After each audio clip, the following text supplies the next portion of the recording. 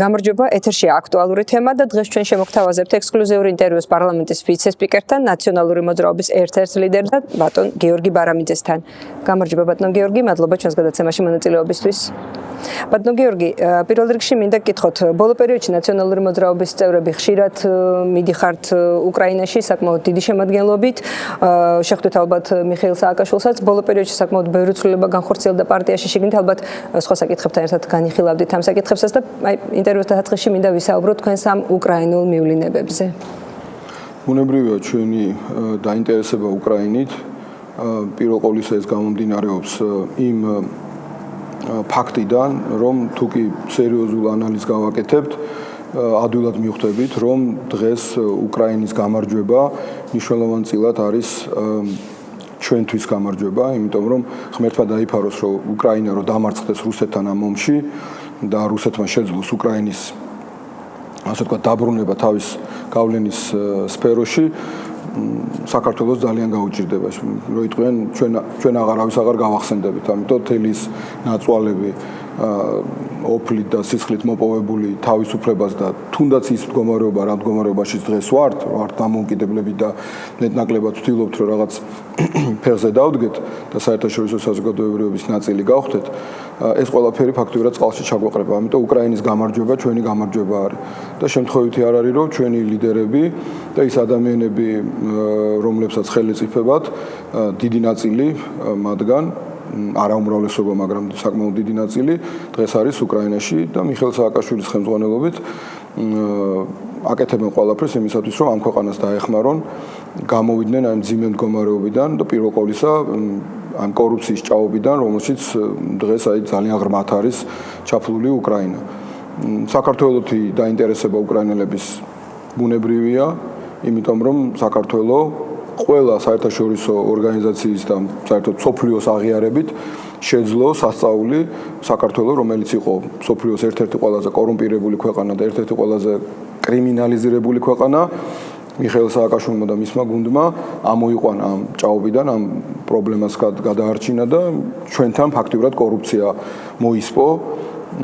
ყოველ შემთხვევაში ადამიანები ნამდვილად გთამს აღარ იხდიან და ეს ყველაფერი სულ ცოტა ხნის წინ იყო, ვიტყვენ 10 წლის წინ, 10-20 წლის წინ და საქართველოში შეიძლება ითქვას ორგანიზებული დანაშაული და კრიმინალი დავამარცხეთ.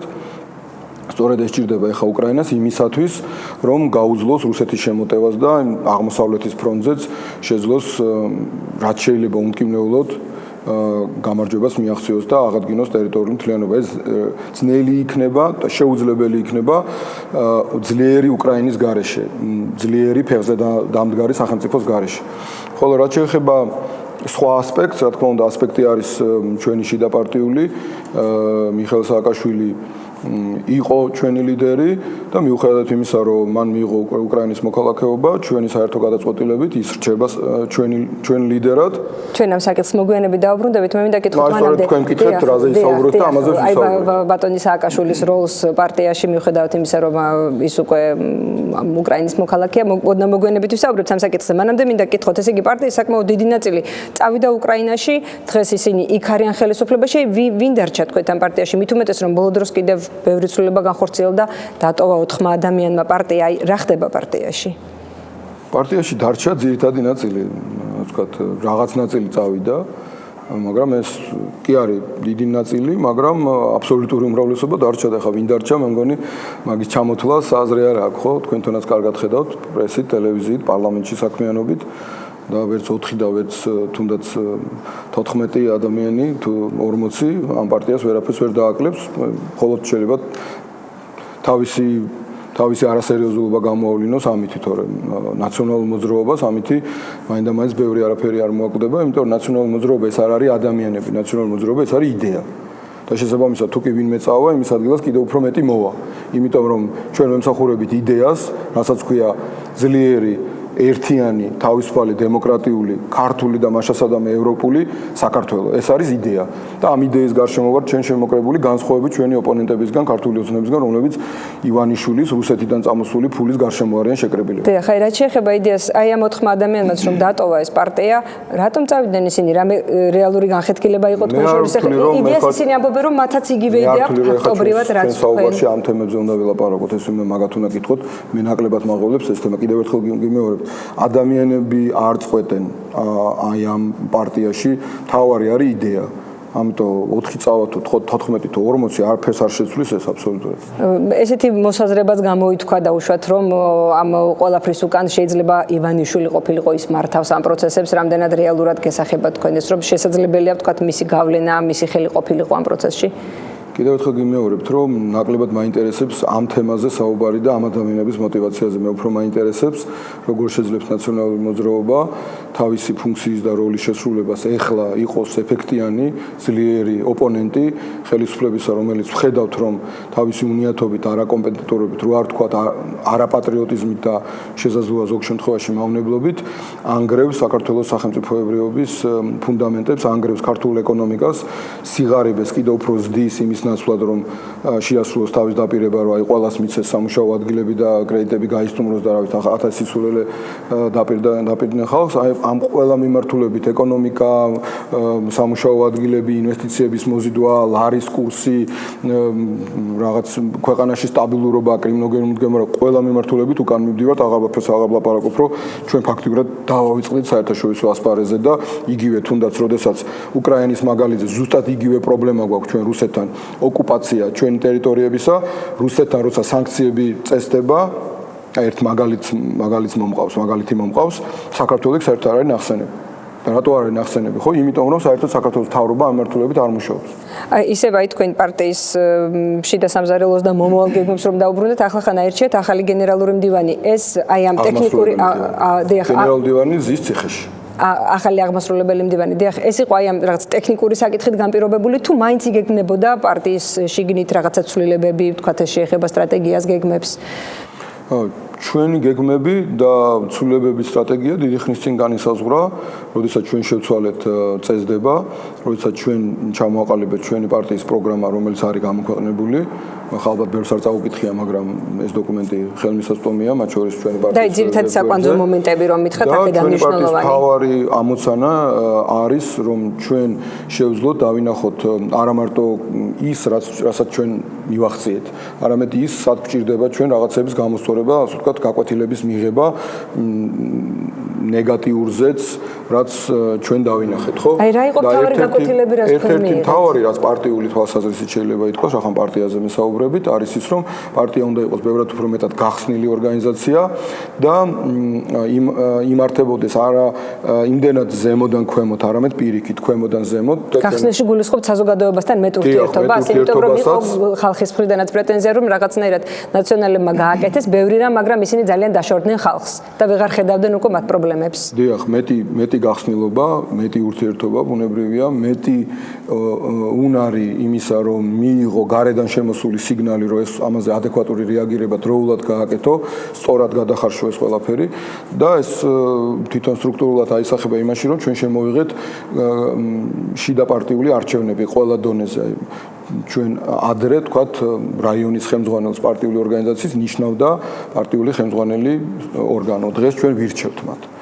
და თითოეულმა პარტიის წევრმა იცის, რომ სწორედ მის აქტიურ პოზიციაზე არის დამოკიდებული ვინ ეყოლება მას ადგილზე ნაციონალური მოძრაობის ლიდერი, წარმომადგენელი, ანუ მაორგანიზებელი ადამიანი. ხა ეს არ არის ჩინმენდლები და რაღაც ფუფუნება, ხო? უბრალოდ ეს არის მეტი პასუხისმგებლობით დატვირთული ადამიანი, რომელიც ადგილზე უხელმძღვანელებს ჩვენ საქმეს და ჩვენს გუნდს და უამრავ იმ ჩვენს თანამემამულეს, რომელსაც ჩვენი იმედი აქვს,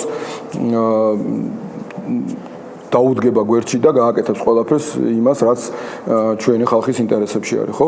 და ეს ყველაფერი ადის სტრუქტურის სათავემდეც. ამ შემთხვევაში ვაკანსია იყო აღმასრულებელი მდივნის, რომელიც ყოველდღიურად გენერალური მდივნის უკანონო პატიმრობაში ყოფნის პირობებში ვანო მერაბიშვილის მნიშვნელოვან ფიგურას წარმოადგენს ბუნებრივია ყოველდღიური ცხოვრებისთვის და საჭირო იყო ამ ადამიანის შერჩევა და ეს შერჩევაც სწორედ გავაკეთეთ მაგ პრინციპის მიხედვით, ანუ დემოკრატიული არჩევნების პრინციპით. ორი ძალიან ღირსეული კანდიდატი ყავდა და შემთხვევითი არ არის რომ პარტიაში საკმაოდ თანაბრად გადანაწილდა სიმპათიები.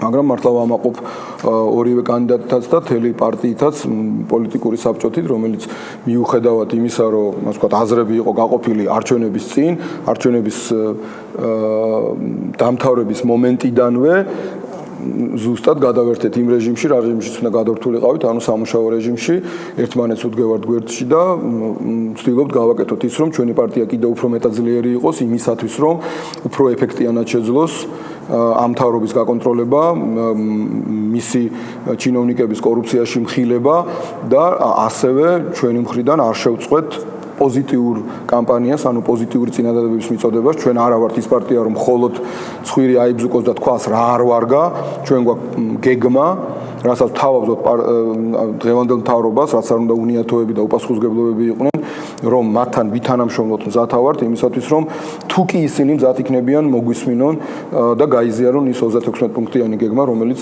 ჩვენ გვაქვს ჩამოყალიბებული, რომლის საკვანძო ელემენტები არის ბიზნესის გათავისუფლება, გადასახადების კიდევ უფრო მეტად დაწევა, ქვეყნის კიდევ უფრო მეტად გახსნა იმისათვის, რომ მეტი ინვესტორი შემოვიდეს, რაც ავტომატურად ნიშნავს მეტ სამუშაო ადგილებს და შესაბამისად უფრო მეტ ადამიანს დასაქმებულს და უფრო მეტ ოჯახს წელში გამართულს, ვისაც რაღაც მეტი საშუალება ექნება ეკონომიკურად. ესე იგი გასაგებია, ესე იგი თქვენ ისაუბრეთ ამ პარტიის შიგნით ეს სტრატეგიულ სტრუქტურაზე და უშუალოდ როგორ მოხდება მისი მართვა არაზევიდან ქვევით, არამედ ქვევიდან ზევით, ეს გასაგებია, მაგრამ უფრო კონკრეტულად თუ შეიძლება გითხრათ კიდევ სხვა სტრატეგიაზე, რომელიც უშუალოდ შეეხება ამ მომრჩეულ საზოგადოებას, აი ალბათ საუბრობთ ამაზე სააკაშვილთან, რაზე შეთანხმდით ამ ბოლო დროს, ესე იგი რა არის თქვენი კონკრეტული სტრატეგია, რა არის თქვენი კონკრეტული გეგმები, იმიტომ რომ არჩევნებამდე არც თუ ისე დიდი დრო რჩება. ჩვენი კონკრეტული გეგმები არის პირველ ყოვლისა კონსტრუქციული და კომპეტენტური ოპონირება გაუწიოთ ხელისუფლებას, რომ ვამხილოთ ხელისუფლება იმაში, რასაც ისინი არასწორად აკეთებენ, მათ შორის რასაც ვამბობდით ამდენი ხნის განმავლობაში ეკონომიკაში არსებული პრობლემების თაობაზე, საზოგადოებამ რომ იცოდეს, ჩვენი ვალი მოვიხადოთ არა უბრალოდ ფორმალობისთვის, არამედ გულწრფელად იმისთვის, რომ ხელისუფლებას გავაგონოთ, როდესაც ისინი რაღაცას არასწორად აკეთებენ და ან არაკომპეტენტურები არიან, ვურჩიოთ, რომ გადადგას სწორი ნაბიჯები, რის გამოც სამწუხაროდ რომ არ გაგვიგონეს დღეს მათ თვითონ უწევთ მათივე მიღებული ბიუჯეტის სეკვესტრირება, შევარდნაძის ასე ვთქვათ, ეს კარგად დავიწყებული დროინდელი ფრაზა და ტერმინი ისევ წამოვიდა წინა პლანზე, იმიტომ რომ არასდროს არ ყოფილა ბოლო 10 წლის განმავლობაში საქართველოში, მეტი 11 წლის განმავლობაში უკვე სეკვესტრი 2004 წლიდან საქართველოს დაივიწყა, რას ნიშნავს სეკვესტრი, ანუ რას ნიშნავს წინასწარ დამტკიცებული ბიუჯეტის შემცირება იმის გამო, რომ ვერ ვახცევთ იმ მიზნებს, რა მიზნებიც ჩვენთან დავისახეთ. ჩვენ ყოველთვის შესწორებებს ვაკეთებთ ბიუჯეტში, ოღონდ ვაკეთებთ ბიუჯეტში შესწორებებს გაზრდის თვალსაზრისით. და სამწუხაროდ ეხლა შემცირების თვალსაზრისით გვიწევს შესწორება და შესაბამისად ამას ქვია სეკვესტრი, იმის გამო, რომ ქვეყანაში არასწორი პოლიტიკა ტარდება ყველა მიმართულებით, რომლის სათავე არის ის ანტაგონიზმი და დაპირისპირებულობა, რასაც ხელისუფლება უდგას სათავეში არა მარტო ჩვენს მიმართ, არამედ ზოგადად ქვეყანაში ღვარდლისა და შურის ძიების ატმოსფერო, დამთავრებული იმ არასწორი ეკონომიკური ნაბიჯებით და კრიმინოგენული გართულებული მდგომარეობით, რაც რა თქმა უნდა ურტყამს ეკონომიკას. ეს ერთი ამოცანა და მეორე ამოცანა არის ჩვენ ის, რომ ვამხილოთ ხელისუფლების კორუმპირებულობა და საზოგადოება მიცოდეს რას აკეთებს ამ ხელისუფლების წარმომადგენლები და მესამე ამოცანა, როგორც ასევე ზემოთ გითხარით, რომ ჩვენი კონკრეტული წინადადებები შევთავაზოთ, ვიყოთ პოზიტიურები, შევეცადოთ, მარტო κρიტიკით არ ვიყოთ დაკავებული და ხელისუფლება მოისმინოს ჩვენი კონკრეტული პოზიტიური კონკრეტული ნაბიჯები, რას თავაზობთ მათ, რა აი როცა გვეტყვიან, რომ აი კი ბატონო, თქვენ ჩვენი არ მოგწონს, აბა მაშინ როგორ გავაკეთოთ, ხო? ეს მინდა გითხოთ, იმიტომ რომ კრიტიკა პრინციპში ნებისმიერი ოპოზიციური ძალის საქმეა, ფუნქციაა, აკრიტიკოს და აკონტროლოს ხელისუფლება, ისწორედ ეს კონკრეტული წინა კითხვაშიც გითხარით ამის თაობაზე, ჩვენ გვაქვს 36 პუნქტიანი გეგმა რომელი გეგმაც არის პროგრამა იმისათვის, რომ მთავრობამ შეძლოს გამოიყვანოს ქვეყანა ამ ძიმე მდგომარეობიდან, რომ ნელ-ნელა უკან მივდივართ. ანუ ამ 36 პუნქტში არის ჩამოყალიბებული რა არის პირველი რიგის ამოცანები იმისათვის, რომ უკუსვლა შეჩერდეს და დავიწყოთ წინ სვლა თუ ამას გაიზიარებს მთავრობა და როგორც უკვე გითხარით, არა მარტო კრიტიკა, თუმცა კრიტიკა არის ოპოზიციის დანიშნულება, ეს როლი მოგვიჩინა ჩვენ ხალხმა, როდესაც აირჩია სხვა, უმრავლესობაში მოიყვანა პარლამენტში, შესაბამისად ჩვენი ამოცანა როლი ესაა, რომ გავაკონტროლოთ მთავრობა, გავაკრიტიკოთ. მაგრამ ამავდროულად ჩვენ ამაზე არ ვჩერდებით, ჩვენ გვაქვს პოზიტიური გეგმაც, რადგანაც ამ მთავრობამაც თუ რამეს გაგონება უნდა და გაგება უნდათ შეძლოს ამის გათვალისწინება, თუ არა და ხალხს ეცოდინება ჩვენ რა გეგმით მოვდივართ.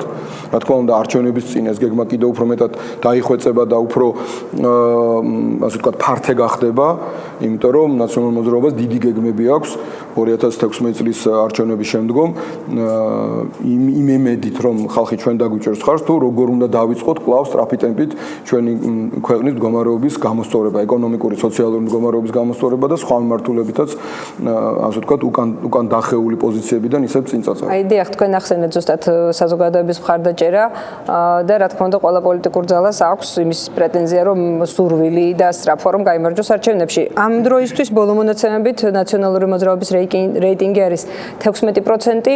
თქვენ ყავთ თქვენი სტაბილური მხარდამჭერი, მაგრამ საზოგადოების გარკვეული და საკმაოდ დიდი ნაწილში დღესაც არის ნეგატიური განწყობა. აი რას გეგმავთ, რას აპირებთ აი ამ ნეგატიურ განწყობასთან დაკავშირებით, იმ კრიტიკასთან დაკავშირებით, რომელიც აქტიურია ჯერაც საზოგადოებაში? გარკვეულ ნაწილში არის გეთანხმებით და ამისათვის ბუნებრივია გავაკეთებთ ყველაფერს, რომ საზოგადოების ამ ნაწილს დავანახოთ, რომ ჩვენთან მიმართებაში მოგონილი საათასგვარი საშინელი ტყუილები და ცილისწამება არის აბსოლუტურად უსაფუძვლო. ერთის მხრივ, რაც შეეხება რაღაცა ბავშვებს ჭამთ, ვახჩობთ ბავშვებს ქვებში და ხალხს ხოცავდით და ასე შემდეგ. მაგალითად, თუ ციხეში წამებაზე არის ლაპარაკი, ციხეში მწამებლები ჩვენმა მთავრობამ დაიჭირა და ამათმა მთავრობამ გამოუშვა. ბევრმა ეს კი არ იცის. აი ჩვენმა მთავრობამ პირველი ციხის კადრები აჩვენა ჩვენმა პროკურატურამ, ამათმა უბრალოდ მიაყოლეს ის ეგრეთ წოდებული დადგმული როგორც სპექტაკლი ცოცხების კადრები და ეს ყველაფერი გადაფარა და ის ადამიანები გაათავისუფლეს ამათმა ივანიშვილის მთავრობამ პასუხისმგებლობისგან სრულიად მოუხსნეს პასუხისმგებლობა და თავზე ხელი გადააფარეს და მათ გმირებად მოგვევლინენ ბედუკაძეები და ის ეგრეთ წოდებული ზედმეტსახელიანი ბასტი და ბუბუები, რომლებიც ხალხს მართლა აწამებდნენ. თუმცა ყოველ შემთხვევაში იყო გარკვეული შეცდომები, აი თქვათ რას აი ახლა როდესაც ფიქრობთ დაუშვათ, აი ამ გადასახედიდან რას არ გააკეთებდით, რას არ დაუშვებდით? თუ კონკრეტულად მაგას მეკითხებით, ასევე დავანახებთ საზოგადოებას, რომ აი ეს რასაც თქვენ ახლა კითხვას მისვამთ, ჩვენ ეს გვაქვს გაცნობიერებული, მაგალითად, ჩემი აზრით, ჩვენ უკვე ბოლო წლებში აღარ უნდა გქონოდა ისეთი მკაცრი მიდგომა, როგორც თავის დროზე აუცილებელი იყო რომ გქონოდა იმისათვის, რომ კორუფცია და კრიმინალი დაგვემარცხებია, მაგრამ ესეთი სიმკაცრე უკვე ბოლოში რამდენიმე წლის განმავლობაში ნამდვილად აღარ იყო საჭირო, ეს ერთი. მეორე, დროზე უნდა გავაკეთებია საგადასახადო და საერთოდ ბიზნეს სფეროსთან მიმართებაში ამინისტია, რაც ჩვენ გეგმაშიც იდო და ესე შეუძლია ყველას ნახოს, უბრალოდ რატომღაც ამას გეგმავდით ჩვენ და ეს ჩვენი შეცდომა იყო, უნდა ვაღიაროთ. და რამ შეუშალა ხელი ამ ყველაფრის განხორციელებას? არჩევნების შემდგომ გეგმავდით, ანუ დაგეგმა იყო არასწორი, ანუ რატომღაც ჩვენ ესეთი გეგმა გქონდა, რომ აი არჩევნებს მოვიგებთ, ამ შემდგომ გავაკეთებთ ამას. რაც შეცდომა იყო, როგორც ირკვევა, ამ და შესაბამისად ესეთი უფრო ბევრად უფრო რბილი მიდგომა უნდა იყოს, უნდა მოხდეს ეკონომიკური დანაშაული, რომელიც არ არის რაღაცა კატასტროფულად დიდ თანხებზე ლაპარაკი, საერთოდ დეკრიმინალიზაცია, რომ ეკონომიკური პრობლემის თუ გადაცდომის გამო თუ გნებავ დარღვევის გამო თუ კანონის დარღვევის გამო ბიზნესმენი არ იჯდეს ციხეში, წინასწარ პატიმრობაზეა საუბარი. ბუნებრივია და საერთოდ მერეც მაქსიმალურად იყოს მხოლოდ ფინანსური სანქციები გამოყენებული და არა საპატიმრო სანქციები და მესამე აი ჩვენი ასევე შეცდომა და ნაკლებად შეიძლება ჩაითვალოს ნაკლები ვთქვათ გახსნილობა, რაზეც მე ზემოთ ვილაპარაკე, რაც პარტიის რეორგანიზაციაშიც აისახა, ეხლა რასაც ვაკეთებთ, რომ ეს დავანახოთ საზოგადოებას, რომ ჩვენ არა მარტო შეგვიძლია ჩვენი გაკეთებულით ვიამაყოთ და დავინახოთ და კი ეს ნამდვილად თუ მართლა ადამიანი ბრმა არ არის, ყველა ხედავს ამას, მაგრამ ისიც ვაჩვენოთ, რომ ჩვენ დროს რა შეცდომები იყო და პრობლემები იყო, რომ ჩვენ ამ გაკვეთილებზე ვისწავლეთ მართლა გულწრფელად.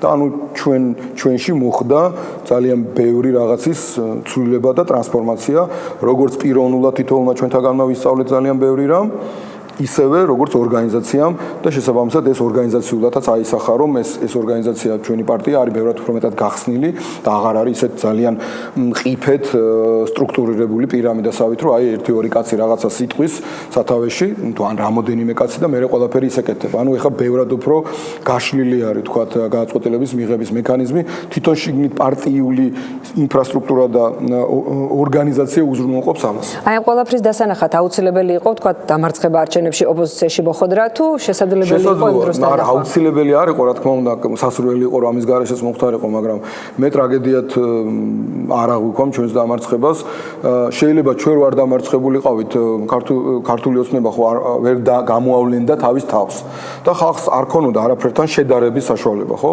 ეხლა ხალხმა ის კი იცის რომ და არც არავის არ აქვს პრეტენზია რომ რომელიმე ჩვენთაგანი უცოდველი ან იდეალური ვერცხადია არავინ იდეალურია ადამიანი არ არსებობს ხო შესაბამისად არც პარტია არსებობს და არც მთავრობა არსებობს. ყველას აქვს თავის შუქჩდილები, ხო? მაგრამ ხალხმა ეხა სამაგიეროდ შედარების საშუალება მიიღო და დაინახა, თქვათ, აი, ქართული ოცნება ვინ არის, რა мотиваცია აქვს მათ და ხალხმა კიდევ და კიდევ უფრო კარგად დაინახა, რომ ესე ადამიანები არ არიან იდეის გარშემო შემოკრებილები, ისინი არიან ივანიშვილის რუსეთიდან წამოღებული ფულის გარშემო შემოკრებილები და დაინახა რა შეუძლია მათ ან უბრალოდ როგორ ვერ აკეთებენ, ვერ უმკლავდებიან თავის საქმეს, როგორი არაკომპეტენტურები და არაკვალიფიციურები და უნიათოები არიან, მეორე ხომ ამ ფონზე დაინახა თურმე რამდენის გაკეთება შეძლებია და თავის დროზე შეძლო ნაციონალურ მოძრაობას და რამდენად ბევრად კომპეტენტური და საქმის გამკეთებელი გუნდია ნაციონალურ მოძრაობა და ამიტომ ჩვენ არჩევნებში უნდა ავირჩიოთ და თემ სოფლიოში ასე ხდება, ისე როგორც ჩვენ ცხოვრებაში ვირჩევთ, თქვა მეორე ნახევარს არ ვირჩევთ იდეალური არ არსებობს ადამიანი. ხო? ამიტომ უნდა ავირჩიოთ არა იდეალური, რომელსაც საერთოდ ნაკლი არ აქვს, ესეთი არავინ არ არის. და არც პარტია ბუნებრივი, არამედ უკეთესი. და თუ ამაზე დავფიქრდებით, რომელია უკეთესი ნაციონალური მოძრაობა თუ ქართული ოცნება, მე ვფიქრობ, საზოგადოების უდიდესი ნაწილი ეხლა უკვე 2016-ში სწორედ ნაციონალურ მოძრაობას დაუჭერს ხარს, მე ამის დიდი იმედი მაქვს. რომ ესე იგი რომ და მიიღოთ მხარდაჭერა საზოგადოების დიდი ნაწილისთვის, ამისთვის არის საჭირო ბრძოლა, აქტიურობა. ამ დროს პარტიის გენერალური მდივანი საპატიმროშია, პარტიის თავმჯდომარე დღეს უკვე უკრაინის მოქალაქეა, ის აღარ არის საქართველოს მოქალაქე. ანუ როგორ არის ამ შემთხვევაში ახლა როგორ განისაზღვრება სააკაშვილის როლი, ფუნქცია პარტიაში, ის უკრაინაშია, თქვენ აქ ახართ და რა ფუნქცია ექნება მას მომავალში? სააკაშვილის როლი პარტიაში ახლა არ განისაზღვრება საქართველოს კანონმდებლობიდან გამომდინარე, მისი როლი განისაზღვრება მხოლოდ პოლიტიკურად ჩვენ პარტიასთან მიმართებაში, იმიტომ რომ კიდევ ერთხელ ჩვენ ხო არა ვართ რაღაცა ფორმალობებზე დაყნობილი ხალხი და ფორმალობებზე დაყნობილი ორგანიზაცია. ყველამ კარგად იცის რომ მიუხედავად იმისა რომ მიხეილ სააკაშვილს აქვს უკრაინის მოქალაქეობა, ჯერ ესეთი მას თუ საქართველოს ორმაგ მოქალაქეობას არ მიცემს დღევანდელი პრეზიდენტი, ეს უკვე მისი პასუხისმგებლობაა და რანაირად საერთოდ მე ვერ წარმომიდგენია როგორ უნდა არ მიცეს საქართველოს პრეზიდენტმა მის წინამორბედ პრეზიდენტს საქართველოს მოქალაქეობა ეს მე ძნელად წარმომიდგენია, მაგრამ ესეც რომ არ იყოს, ეს არის პოლიტიკური პროცესი და თითოეული ჩვენთაგანი ვიბრძვით საქართველოსთვის და საქართველო არის ჩვენთვის მთავარი საფიცარი ხატი, ხო? და საქართველოს გარშემო მოქმედებთ ყველანი და სწორედ მაგას ვამბობ, რომ დღეს მიხეილ სააკაშვილი არის რა უკრაინის ერთ-ერთი მთავარი პოლიტიკური მოღვაწე უკრაინის პრეზიდენტთან ერთად, ამავდროულად ფორმალურად უკავია არაერთი თანამდებობა, მათ შორის ოდესის გუბერნატორობა, მათ შორის უკრაინის პრეზიდენტის საერთაშორისო მრჩეველთა საბჭოს თავმჯდომარეობის თანამდებობა, ასევე უკრაინის მთელი სახელმწიფო საწარმოების მართვის საბჭოს თავმჯდომარის თანამდებობა, ხო, ბუნებრივ ეს არის უძლიერესი პოლიტიკოსი ამ თანამდებობის გარეშეც, მაგრამ ამ თანამდებობის აღჭურვილი აკეთებს იმ საქმეს, რომ უკრაინამ გაიმარჯვოს და გაუძლოს რუსეთის აგრესიას. ეს პირდაპირ აისახება საქართველოს ეთნოგრაფიაზე. საკმაოდ ესე ძვირად დაუჯდა, შეიძლება უბრალოდ ესე იგი როგორც კი მიიღო უკრაინის მოქალაქეობა, ავტომატურად დაკარგა მან საქართველოს მოქალაქეობა, ეს ახლა ტექნიკური საკითხია და უშუალოდ აქ როდის ჩამოართმევენ მასებას, მაგრამ საკმაოდ ძვირი ფასი გადაიხადა, ასე ვთქვათ, ამისთვის. ამაზე ვისაუბრე უკვე, ეს უკვე საქართველოს პრეზიდენტზე, ამჟამინდელ პრეზიდენტზე იქნება დამოკიდებული, თუ ის არ მიცემს მიხეილ სააკაშვილს ორმაგ მოქალაქეობას. მაგრამ კიდევ ერთხელ და თუ არ მისცემს ამ შემთხვევაში რა იქნება? მიხეილ სააკაშვილისთვის უკან დაბრუნება პრობლემა არ იქნება არავითარ შემთხვევაში. თუკი ნაციონალური მოძრაობა გაიმარჯვებს და თუკი ნაციონალური მოძრაობა არ გაიმარჯვებს და ღმერთმა არ ქნას ისევ ქართული ოცნება დარჩა ის ისედაც დევნის პირობებშია და მას არ აძლევენ საშუალებას თავის სამშობლოში ჩვეულებრივად იმოღვაწეოს როგორც თქვათ ამჟამინდელი მდგომარეობით ხელისუფლების ოპონენტ პოლიტიკოს და ნაციონალური მოძრაობის ლიდერს და თუ არ გაძლევენ საშუალებას რომ შენ სამშობლოში მუშაობ იქ სადაც შეგიძლია რომ შენი ქვეყნის საქმე გააკეთო მით უმეტეს ამ შემთხვევაში ყველა ნორმალურ ადამიანს ვისაც აქვს ამის ანალიზის უნარი ესმის რომ სწორედ უკრაინის ფრონტზე გამარჯვება ეს საქართველოსთვისაც მნიშვნელოვანი გამარჯვება იქნება იმიტომ რომ იქ დამარცხდება რუსეთი რომელიც ისეთივე მტერია საქართველოსი როგორც დღეს უკრაინისა ხო უბრალოდ ომი არ არის ამ წუთას მაგრამ აგერდგანან 40 კილომეტრში თბილისიდან რუსეთის ტანკები ასე რომ მიხეილ სააკაშვილი იბრძვის რა უკრაინის გამარჯვებისთვის იბრძვის ასევე საქართველოს გამარჯვებისთვის და ეს ესმის საქართველოს მოსახლეობის უდიდეს ნაწილს აქედან გამომდინარე მისი წარმატება იქ ბუნებრივია იქნება მისი წარმატება იმისთვის რომ ის მალე დაბრუნდეს საქართველოში ბატონო გიორგი რაზე საუბრობთ ხოლმე როდესაც ხვდებით ბატონ სააკაშვილს აი თქვენ ჩვეულებრივი თქვათ შეხვედრა როგორია ხოლმე ჩვეულებრივი შეხვედრა არის ყოველთვის დატვირთული იმ საკითხების განხილვით რომელიც უამრავი არის ჩვენს დღის წესრიგში ხო რა ხდება საქართველოში, რა ეკონომიკური მდგომარეობა, რა პოლიტიკური ვითარება არის, როგორ არის დეოკუპაციის პოლიტიკა, როგორ მიმდინარეობს რუსეთის მიმართ დათმობები, რამდენად უფრო ღრმად ვითარდება და რა უნდა გავაკეთოთ იმისათვის, რომ ეს პროცესები შევაჩეროთ და შევეცადოთ, რომ რაც პოზიციები ქონდა მოპოვებული, არ დავკარგოთ, რა უნდა გააკეთოს ნაციონალურმა მოძრაობამ იმისათვის, რომ თავისი როლი და ფუნქცია რაც ხალხმა დაგვაკისრა შეასრულოს, რომ იყოს ასე ვთქვათ, ეფექტიანი ოპონენტი დღევანდელი ხელისუფლების ამავდროულად რა უნდა გავაკეთოთ ჩვენ იმისათვის, რომ ხალხს დავანახოთ, რომ ჩვენ უკეთესი ორგანიზაცია ვართ, ვიდრე ვიყავით 2012 წლის 1 ოქტომბრის არჩევნებამდე, რომ ჩვენ გაკვეთილები, ასე ვთქვათ, ვისწავლეთ და შეგვიძლია უფრო ეფექტიანი ორგანიზაცია ვიყოთ ხალხის სამსახურში, რომ პოზიტიური გეგმა წარმოადგინოთ და ბუნებრივია ასევე საუბრობთ უკრაინაზე, იმიტომ რომ ყველამ კარგად ვიცით უკრაინაში მიმდინარე პროცესები, როგორ აისახება საქართველოსს, იმიტომ რომ აგერ დღევანდელი ხელისუფლება ლაპარაკობს, რომ აი რუსეთი რო უკრაინას ებრძვისო, მე ამიტომ 5%-იანი ზრდა, რომელიც მე თვითონ დავგეგმეო, ეკონომიკაში არ მექნებაო და მექნება მხოლოდ 2%-იანიო და შესაბამისად უკრაინაზე ყოფილვარ დამოკიდებული, ხო?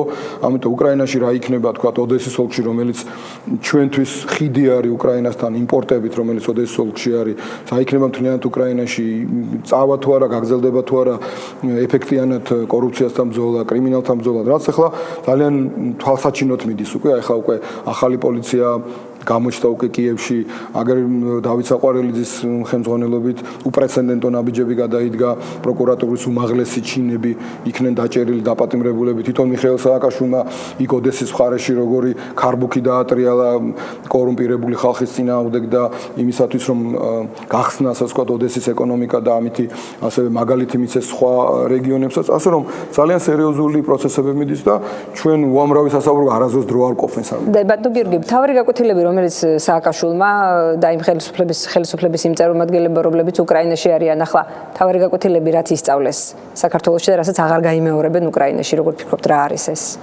ნუ ამაზე ვილაპარაკეთ, ხა კიდე ხელახლა რო გავიმეორო, მე მგონი მასაწყენი იქნება უკვე. როგორც უკვე გითხარით, რომ უფრო მეტად გახსნილი იყოს თვითონ ხელისუფლება, პარტია და უფრო მეტი ასე ვთქვათ ამ შემთხვევაში მე ვგულისხმობ ისინი უკრაინაში, ანუ არა პარტია. სააკაშვილი უკრაინაში, დიახ. გუნდია, ხო? მაგრამ რაც შეეხება კონკრეტულად უკვე ჩვენი გუნდის ქმედებს უკრაინაში, მათ მოუწევთ იმ ეტაპის გავლა, რა ეტაპით ჩვენ გავიარეთ და რაც მერე უნდა დაგვესრულებია, რაზეც მე უკვე უნდა. უკრაინა ეხლა დღეს ისეთ მდგომარეობაშია, როგორც იყო საქართველოს 2003-ის ბოლოში. ამიტომ ის სიმკაცრე და ნულოვანი ტოლერანტობა მაგალითად კრიმინალთან და კორუფციასთან მიმართებაში რაც ჩვენ გავიარეთ და აი ბოლო წლებში მე როგორ გითხარით უნდა დაგვემთავრებია, იქ ეხლა არის დასაწყები. ანუ იქ სწორედ ის გამოცდილება ჭირდება, სადაც ჩვენ წარმატებულები ვიყავით, სწორედ კორუფციასთან ბრძოლაში და კრიმინალთან ბრძოლაში. ბატონო გიორგი, ახლა ჩვენ რომ დავუბრუნდეთ ისევ ქვეყნის შიგნით მიმდინარე პროცესებს, ახლა შინაგან საქმეთა სამინისტროში იგეგმება რეფორმა, კანონპროექტი უკვე პარლამენტში არის, რომელსაც თქვენმა გუნდმა არ დაუჭირა მხარი, რამდენადაც მე ვიცი, რატომ? იმიტომ რომ ჩვენ მიგვაჩნია რომ ეს არის ფორმალობა, ეს არის უბრალოდ ვითომ თვალხილულად ჩამოცილება ამ სეგმენტისა შინაგან საქმეთა სამინისტროს, რითაც სუსტება შინაგან საქმეთა სამინისტრო, რომელიც ისედაც დაასუსტა ამ ხელისუფლების უნიათობამ ერთის მხრივ და მეორეს მხრივ ის რომ ნაცვლად კრიმინალთა ბრძოლისა პოლიციელების დიდი ნაწილი და მთელი ინფრასტრუქტურის, მათ შორის მოსმენების ასე ვთქვათ სტრუქტურის, რომელიც უნდა იყოს მიმართული ჩვენი ქვეყნის წინააღმდეგ მოქმედი აგენტურის წინააღმდეგ, ქურდული სამყაროს წინააღმდეგ, კრიმინალების წინააღმდეგ გადმორთულია თავიდან ბოლომდე, რაც სამჯერ არის გაზრდილი, ასე ვთქვათ, მთლიანად ინფრასტრუქტურა ჩვენს წინააღმდეგ და ნაცვლად კრიმინალთა ბრძოლისა ჩვენ და ჩვენს მომხრეებს ასე ვთქვათ ამუშავებენ და მათ საწინააღმდეგოდ მუშაობენ თითოეული ჩვენთაგან ეს მათი ოჯახის წევრების წინააღმდეგ რაღაცა კომპრომატების მოძიებით არიან დაკავებული და ამაზე გადართეს პოლიცია და ამითი დაასუსტეს და მეორე მხრივ გამოყვეს ეს სამსახური იმისათვის რომ დანიშნონ იქ მათთვის სასურველი რა თქმა უნდა პოლიტიკურად ანგაჟირებული ადამიანი იმის შიშითაც სხვათა შორის რომ ივანიშვილმა წააგოს არჩევნები 2016 წელს რომ მე ის ვერ მოხსნა კარგახანი კიდე იმიტომ რომ კანონით ეს არის გათვალისწინებული და სინამდვილეში ეს არის აბსოლუტურად ასე ვთქვათ მორგებული ივანიშვილის პირად ინტერესებს. სპეციალისტთა ნაწილი აცხადებს რომ საჭიროა შინაგან საქმეთა სამინისტროს დეცენტრალიზაცია. ეს დეცენტრალიზაცია არ არის, საჭირო არის გამოყოფა ამ ფუნქციის, კი ბატონო, ეს შესაძლებელია რომ საჭირო იყოს, მაგრამ არა ამ ფორმით და ამგვარად, იმიტომ რომ შეიძლება იდეა ანუ თქვენ ხარს არ უჭერთ ამ ფორმას და არა თავად იდეას. შეიძლება იდეა იყოს მისაღები რაღაც ეტაპზე, მაგრამ ეს ისე წარმოაჩინო და ისე გააკეთო რომ ამ იდეას ძირშივე საფუძველი გამოუთხარო და ყველანაირი სურვილი დაგიკარგოს ადამიანს რომ ამ იდეასაც კი დაუჭირო მხარი. ანუ თქვენ კონკრეტულად ესე იგი რას აკრიტიკებთ ამ შემთხვევაში, რას არ ეთანხმებით? ეს იქნება სტრუქტურა, რომელიც არის მორგებული ივანიშვილის პირად ინტერესებზე, როგორც ივანიშვილმა რა გააკეთა. თავისი თანაშემწე დანიშნა პრემიერ-მინისტრად. ადამიანი, რომელიც მას ეგულებოდა რაღაც თავის ხელის ბიჭად, ეხლა კი ცოტა სხვანაირ თვისებებს ავლენს, მაგრამ დანიშნა პრეზიდენტად, აგერ ამას წინ თვითონ ქართული ოცნების ერთ-ერთმა ლიდერმა, საფინანსო საბიუჯეტო კომიტეტის თავმჯდომარემ პარლამენტის ტრიბუნიდან ილაპარაკა ამის თაობაზე, რომ საქართველოს პრეზიდენტი ერთმა კაცმა აერჩიაო, ხო? ჩვენ ხო არ გვითხოვს ეს, თვითონ ლაპარაკობენ ამას, ხო? ხო, ანუ თავისი ხალხი გადაანაწილა, როგორც უნდა და მისი დაცვის უფროსი იყო თუ თანამშრომელი იყო, პოლიციის შინაგან საქმეთა მინისტრად დაგვინიშნა, ხო? თვითონ მართავს ყველაფერს რეალურად, ოღონდ ისიც კი ეზარება, რომ დილით სამსახურში მოვიდეს, რომ ვიღაცას ფორმალურად ხელი ჩამოართოს და ამავდროულად არ მარტო შეზარებაზეა საქმე, არ უნდა რომ ფორმალურად პასუხისმგებელი იყოს იმ მავნებელ გადაწყვეტილებებზე, რასაც ისინი იღებენ, თუმცა როცა საქმეზე მიდგება, გვერდში მოისვამს თავდაცვის მინისტრს, საგარეო საქმეთა მინისტრს, ევროინტეგრაციის მინისტრს, იუსტიციის მინისტრს და ელაპარაკება ოფიციალურ პირებს, როგორც ეს მაგალითად ბათუმში გააკეთა ევროკავშირის ერთ-ერთი ელაპარაკა, ვინ იყო მოქალაქე ივანიშვილი, თანხლებით 4 მინისტრის ელაპარაკება ოფიციალურ პირებს. ხო, ანუ ამასაც კი არ ერიდებიან, რომ და ამით შეურაცხყოფას კიდევ ერთხელ აყენებენ ქართულ საზოგადოებას, რომ ის მართავს ჩვეულებრივად ყველაფერს და შესაბამისად ეს სტრუქტურაც მორგებული არა სახელმწიფო ინტერესზეა, რა ჭირდება ქვეყანას, იმაზე კი არ არის. არამედ ისევ და ისევ ივანიშვილს რა აწყობს, რა იქნება მისთვის კომფორტული. სამინისტროდან ამ უსაფრთხოების სამსახურის გამოყოფა, თქვათ რა ინტერესი უნდა იყოს ამაში ივანიშვილის, რაში უნდა აწყობდეს? ამდენს მაგაზე ვლაპარაკობთ, რომ მის ინტერესებზე არის მორგებული, რომ ის დაინიშნოს ადამიანი, რომელსაც ვერ მოხსნის, თქვათ კანონით იქნება ეს გათვალისწინებული, თუნდაც მომავალ პარლამენტში უმრავლესობით მოსული სხვა პოლიტიკური გუნდის წარმომადგენლები და ეს არის თავიდან ბოლომდე პოლიტიზირებული სტრუქტურა, რომელიც ვითომ არის თავრობიდან გამოყოფილი, მაგრამ სინამდვილეში არის თავრობის ნაწილი და ისევ და ისევ იქნება ივანიშვილის ბრძანებების შემსრულებელი. ამას თუმცა ეს საკმაოდ პოლიტიზირებული იყო, ეს ფაქტია, თქვენც აღიარებთ, შინაგან საქმეთა სამინისტრო საკმაოდ პოლიტიზირებული იყო თქვენი ხელისუფლების დროსაც. არასდროს არ ვაღიარებ ამას, იმიტომ რომ არ იყო. თქვენ ამყევთ კონკრეტულად პოლიტიზირებული რო ყოფილიყო, მაშინ ჩვენი პოლიტიკური ოპონენტები გვეყოლებოდა ციხეში ჩამჯდარი. და არც ერთი პოლიტიკური ოპონენტი ჩვენ ციხეში არ ჩაგვისვია. განსხვავებით ამ მართველი გუნდისა, განსხვავებით ივანიშვილისა, ჩვენ არც ერთი ჩვენი პოლიტიკური ოპონენტის ლიდერი ციხეში არ ჩაგვისვამს. შეგიძლიათ რომელიმე დამისახელოთ. შესაბამისად, საქმით და ფაქტებით ვისაუბროთ. ამიტომ ჩვენ დროს, რა თქმა უნდა, პოლიცია და ეს სტრუქტურა იყო ძლიერი და ძლიერი რო იყო იმითაც გამოჩნდა რომ ჩვენ უამრავი რუსი ჯაშუში დავიჭირეთ არა მარტო რუსი ეთნიკურად თუ მოქალაქეობრივად არამედ საქართველოს მოქალაქეც რომელიც რუსეთზე მუშაობდა რომლებიც ამათმა მერე თავზე ხელის გადასმით და ბოდიშებით პოლიტიკური პატიმრის სტატუსით გამოუშვეს. და ხა ზუსტად ბევრი ადამიანი რომელიც შემდეგ პოლიტიკური ხო, რომელსაც არაფერი შეხება პოლიტიკასთან არ ქონია და შესაბამისად ვერც ვერ პოლიტპატიმრის სტატუსით გამოუშვეს უამრავი ადამიანი. მაგაშია საქმე და არც ერთ საერთაშორისო ორგანიზაციას არ უთქვამს რომ საქართველოს პოლიტპატიმრი არის და ეხლა უკვე როგორც ევროკავშირი, ევროპის პარლამენტი, ევროპის საბჭო ნატოს საპარლამენტო ასამბლეა, ეუთოს საპარლამენტო ასამბლეა, ეუთო, ევროკავშირი თვითონ მიუთითებს და ამერიკის შეერთებული შტატების სახელმწიფო დეპარტამენტი მიუთითებს საქართველოს მთავრობას, რომ შეწყვიტეთ პოლიტიკური ნიშნით დევნა. და პირველად საქართველოს ისტორიაში უპრეცედენტო რამ ხდება, რომ გიგი უგულავა სასამართლოს გადაწყვეტილების გარეშე წინასწარ პატიმრობაში ყავთ გამოკეტილი კონსტიტუციის დარღვევით. იცით რომ კონსტიტუციაში წერია რომ არ შეიძლება ადამიანი 9 თვეზე მეტი იჯდეს წინასწარ პატიმრობაში. ეხლა ის უკვე თითქმის 1 წელია ციხეში ზის. ესეთი რამ მსგავსი რამ კი ჩვენ დროს შეცდომაც იყო შეიძლება რაღაც გადაცდომაც იყო რა თქმა უნდა ამას ვაღიარებთ მაგრამ მსგავსი არაფერი არ ყოფილა იმ ძლიერ ხელისუფლებაში რომელსაც აბრალებენ რომ პოლიტიზირებული ყავდა პოლიციაო და ფაქტის სახეზეა რომ ჩვენ არც ერთი პოლიტიკური ლიდერი არ ჩაგვისვამ ციხეში. კი ბატონო, დაპირისპირება იყო, კონფლიქტი იყო, მაგრამ არც ერთი ციხეში არ ჩაგვისვამს ამ ადამიანებმა ეს იკადრეს და ჩვენი პოლიტიკური მთავარი ოპონენტი პოლიტიკური პარტიის პირველი ლიდერები ჩასვეს ციხეში. ნუ ვერ მოახერხეს მიხეილ სააკაშვილის ჩასმა. ჩვენ დანარჩენების წინააღმდეგ მიდის მუშაობა, მათ შორის ჩემს წინააღმდეგ იმისათვის რომ რაღაცნაირად საქმეები შეთითხნან. და თელი ამ ხნის განმავლობაში ვითხოვთ რომ თუნდაც თუ რამე ვინმესთან პრეტენზია აქვთ, აბა კითხონ პროკურატურაში რაღაცა რა აინტერესებთ, მზათავართ უთხრათ, უბრალოდ ჩიჩქნიან და რაღაც საქმეებს კერავენ, ადამიანებს აშინებენ რომ რაღაცა იქნება, რაღაცა გამოადნონ, ხო? აი როგორც უნამუსოდ არჩევნების წინაღამე რო დააბრალეს გიორგი ღვინიაშვილს რომ 10 თვის ბავშვი ბარბარე რაფალიანცი ჩაახჩო ქვევში, აი ესეთი სიბინძურებით არის დაკავებული. რატომ არ დაიდო აქამდე შედეგი ამ საქმესთან დაკავშირებით, როგორ ფიქრობთ? მე მეკითხებით ამას. თქვენი პოზიცია მაინტერესებს. როგორ ფიქრობთ, რომ ეს ყველაფერი დადგმული იყო, ეს ბავშვი როგორც ჩანს მოკლეს, შეიძლება არ უნდოდათ, რომ მომკვდარიყო ბავშვი, მაგრამ უნდოდათ, რომ რაღაცა ამდაგვარი სკანდალი გამოეყენებიათ არჩევნებისთვის, ისევე როგორც რატო დადგეს ცოცხების სცენა. და რატო ინახავდნენ 10 თვის განმავლობაში, 11 თვის განმავლობაში. ამიტომ არჩევნებში მოსაგდებათ იმისთვის, რომ კარგად გაეღიზიანებიათ ხალხი ერთის მხრივ, გაეგიჟებიათ, შეიძლება ითქვათ, იმიტომ რომ მართლა გაგიჟდება ადამიანი ესეთ რამეს რო გაიგებს, რომ თუ ვინმე მართლა მცირედი მაინც როლი შეიტანა და წვლილი მიუძღეს ამაში, ბუნებრივია ასეთ ადამიანს ხმას არავინ არ მიცემს. და გასაგებია ძალიან ბევრი ჩვენი თანამემამულის აღშფოთება რა იყო 1 ოქტომბერს ჩვენთან მიმართებაში, იმიტომ რომ ბევრმა იფიქრა, რომ აი ტყუილა კვამლი ხო არ იქნება ცეცხლი რო არ იყოს სადმე და შეიძლება რაღაცაში მართლა არიან გარეულები და მეორე მხრივ გახსნოდათ საფუძველი ივანიშვილს აი ამ უკიდეგანო პოპულიზმისა და ტყუილების აი ნიაღვარის გადმოსაფრქვევად ქართულ საზოგადოებაზე აი ოქროს თეთრ რო პირდებოდა ხო აი ამისთვის გააკეთეს და ამისთვის გადადგეს ეს ბინძური ნაბიჯები და ბუნებრივია რა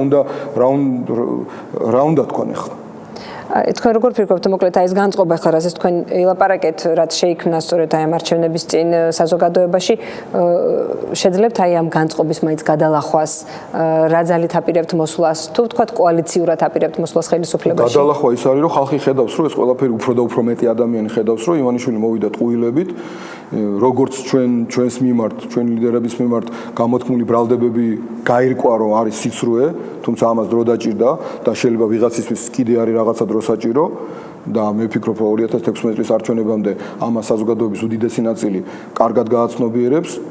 ასევე გაირკვა ივანიშვილის ტყუილები მისი დაპირებების მიმართულებით, შესაბამისად ჩვენ ბუნებრივია ვაპირებთ, რომ ხალხს უთხრათ სიმართლე და ხალხს გავაგებინოთ სიმართლე და ეს არის ჩვენი მთავარი ძალა. და იმასთან ერთად, რომ ხალხმა უკვე კარგად დაინახა ჩვენ ორ გუნდ შორის განსხვავება. რომ ვინ არის საქმის გამკეთებელი და ვინ არის კომპეტენტური და ვინ არა. კოალიციაში ვისთან ერთად ხედავთ თქვენს პარტიას? შენ არ ვიცით კოალიცია იქნება თუ რა იქნება. როცა არჩევნები ჩატარდება, ქართული ხალხის ნება გამოვლინდება, ეს ძალიან მნიშვნელოვანი იქნება ჩვენთვის, თუ კი გახდა აუცილებელი კოალიციური მთავრობის შექმნა იმისათვის, რომ შევარჩიოთ ჩვენი პარტნიორი კოალიციისთვის. და ვინ შეიძლება ეს იყოს ახლა და უშუალოდ არის რაღაცა გარკვეული ხედვა ამასთან დაკავშირებით? ხედვა შესაძლოა არის თითოეულ ჩვენთაგანს გქონდეს რაღაცა თავისი ეს ვთქვათ მოსაზრებები, მაგრამ მე ვფიქრობ ამაზე საუბარი ნაადრევია, კიდევ ერთხელ გეუბნებით, ეს არის პოლიტიკური პროცესი და პოლიტიკოსი ოცნებებით და ფანტაზიებით კი არ უნდა იყოს დაკავებული. არამედ უნდა ეყნობოდეს რეალურად იმ შედეგებს, რა შედეგებისკენაც მიგვითითებს ქართული საზოგადოება. ამიტომ ქართული საზოგადოება რასაც გვეტყვის, ჩვენ ისე უნდა მოვიქცეთ და ისე უნდა ვიმოქმედოთ. კიდევ ერთი საკითხი განიხილება დღეს ეროვნული ბანკის ასევე ასე ვთქვათ რეფორმირების საკითხი, ეროვნული ბანკიდან საზედამხედველო სამსახურის გამოტანის საკითხი. თქვენ როგორ ფიქრობთ, როგორ განვითარდება მოვლენები? ექსპერტთა ნაწილი ამბობს, რომ ეს არ უნდა მოხდეს, ნაწილი ამას მხარს უჭერს.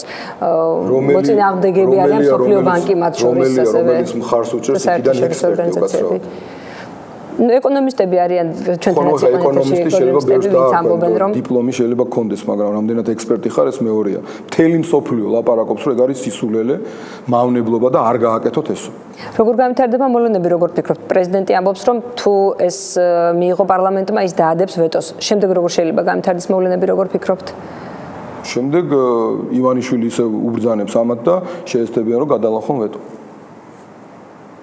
და კიდევ ერთი საკითხი, კონსტიტუციაში ეხლა პრემიერი გამოვიდა ინიციატივით, რომ კონსტიტუციაში უნდა შევიდეს სპეციალური ჩანაწერი ქორწინებასთან დაკავშირებით, რომ ეს არის აუცილებლად ქალსა და მამაკაც შორის.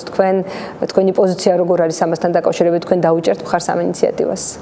საქართველოს კანონმდებლობაში არის ნათლად და მკაფიოდ დაფიქსირებული, რომ ოჯახი არის ქალისა და მამაკაცის ერთობა და წერტილი ყველაფერი არის განსაზღვრული.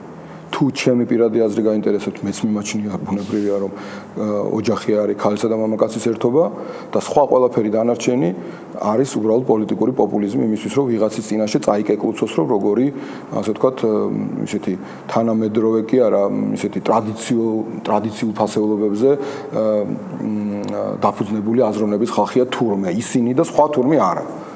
მაშინ როცა კარგად იციან რომ საქართველოს კანონმდებლობაში ეს ყველაფერი არის დაფიქსირებული და საერთოდ ეს თემა აღარ არის მას შემდეგ რაც კანონმდებლობაში არის დაფიქსირებული, საერთოდ ისე რა ქვია, სახელმწიფოს საქმე.